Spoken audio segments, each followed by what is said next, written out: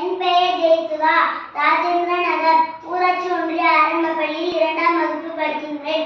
நான் இப்பொழுது நட்பு பற்றிய கதை கூறப் போகிறேன். ஒரு அழகிய காட்டுல மான், மரங்கொத்தி, ஆமையும் நண்பர்களாக வாழ்ந்து வந்தனர்.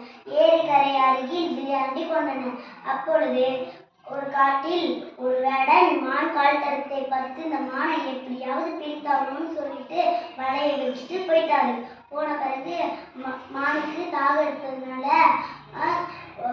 ஏரிக்கரைக்கிட்ட போகும்போதுல வசமா வலையில சிக்கிக்கிடுச்சு.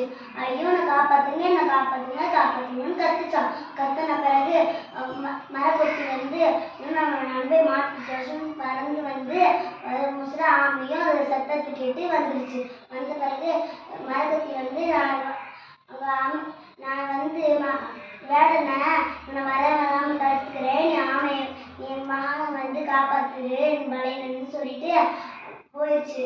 மரக்கொத்தி வந்து வேடன் வீட்டுக்கு போன பிறகு அந்த மான் எப்படியா வேடன் வந்து வெளியே வந்துச்சு. அந்த மான் சிக்கிருக்கோம், நம்ம போய் பார்க்கலாம்னு சொல்லிட்டு போன பிறகு மரக்கொத்தி வந்து தலையிலேயே கொத்துன பிறகு வேற ஓடி வந்துச்சு. மறுபடியும் வீட்டுக்குள்ள கொஞ்சம் நேரம் வச்சு போகணும்னு சொல்லிட்டு மறுபடியும் வீட்டுக்குள்ள போயிடுச்சு. போன பிறகு மறுபடியும் வெளியே வரமுச்சுல மறுபடியும் கொத்துச்சான். ஐயோ தொல்லை தாங்க முடியலன்னு மறுபடியும் வீட்டுக்குள்ள போயிடுச்சு. போன பிறகு இந்த அம்பை விட்டு கொண்டுருந்தான்னு சொல்லிட்டு அம்பை எடுத்து வந்து விட்டாராம். விட்ட பிறகு அது மரக்கொத்தி வந்து பறந்தே போயிடுச்சு.